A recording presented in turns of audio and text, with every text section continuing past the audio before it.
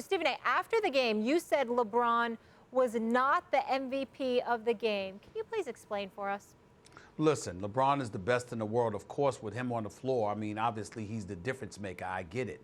But I'm saying the way that he played last night, he was a little bit fatigued. He wasn't at his best. He wasn't the Hercules that we've grown accustomed to seeing him be throughout these playoffs. And I'm saying other guys stepped up. The role players stepped up. It was their night. Tristan Thompson, to me, stood out above the crowd, even though J.R. Smith and Kyle Korver, with their combined 10 threes, was pivotal. Tristan Thompson and his activity around the basket, battling with guys, all night long for the 26 minutes he played anyway, combined with his 14 and 12. I thought that was the key to winning this game. If that did not happen, I don't believe that the Cleveland Cavaliers would have won this game. Now, obviously, if LeBron is not on the floor, of course they don't win the game either. We get all of that, but we understand that. And if Max wants to call it a pity award or whatever, so be it. It's okay. Then it's a pity award. I'm simply saying that for last night, I thought that the most valuable players were those role players because I expected LeBron to do what he did. But the bottom line is they come up short if those guys don't step up and produce. I thought the three of them did, and the key to it all was the activity that Tristan Thompson was showing on the court, because by showing that activity and reminding us what he brings to the table, combined with knowing how Toronto likes to play the game of basketball, if you're going to beat Toronto, this is how you're going to do it. And you're going to need Tristan Thompson, who was riding the bench for the most part until Game 7 of the first round. You're going to need that same dude along with JR and Kyle Korver or Kevin Love, two of the three, as I've said before. You're going to need them to win the series. That's all I meant by it. Stephen A., even his teammates' contributions really should be credited to LeBron James. The reason that it was a mistake to trade Kyrie Irving in retrospect is because you didn't get any approximation of Kyrie back when Isaiah Thomas was still struggling with the hip, right? And why was that so important? Because you need one other guy on the team who can get his own shot or set up his teammates. And Jordan Clarkson might be an okay guard in a 3-guard rotation, soaking up some minutes, at the point and 2-guard.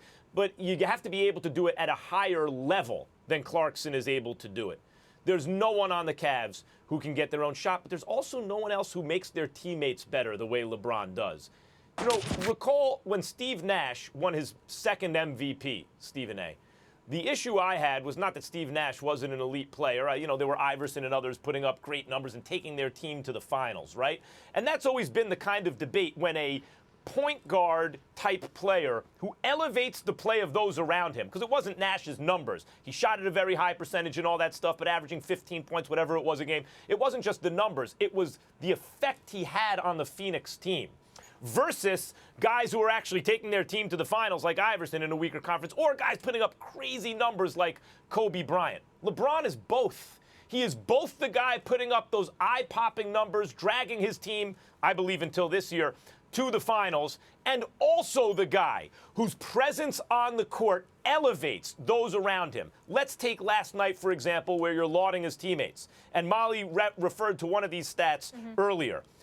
They were shooting 15% with LeBron off the floor. His teammates, with LeBron on the floor, 48%. They go from a team that cannot compete in the G League, 15%, to a team that could win a championship in the NBA, 48%. And by the way, the sample size, well, LeBron plays all those minutes. They shot 13 times with him on the bench. They converted on 2 of those attempts versus 28 out of 59 with him. So, yes, it's a smaller sample size, but it's not like they took 3 shots. They took 13 shots and shot 15%. 59 shots, shot 48, meaning even the contributions of the role players are a result, a direct result, of LeBron James' presence on the floor. Stephen A., that's why he is the first, I would say, postmodern player, meaning after Jordan, everyone wanted to be like Mike. Even Kobe, who basically got there, right? Like, he's as close as you get to Mike. LeBron's the first guy to come around and say, no, I'm going to do something new. It's Mike had a baby with Magic, and here I am. He has the ability to elevate those around him. The MVP last night, as it is all the time of that game, was LeBron James.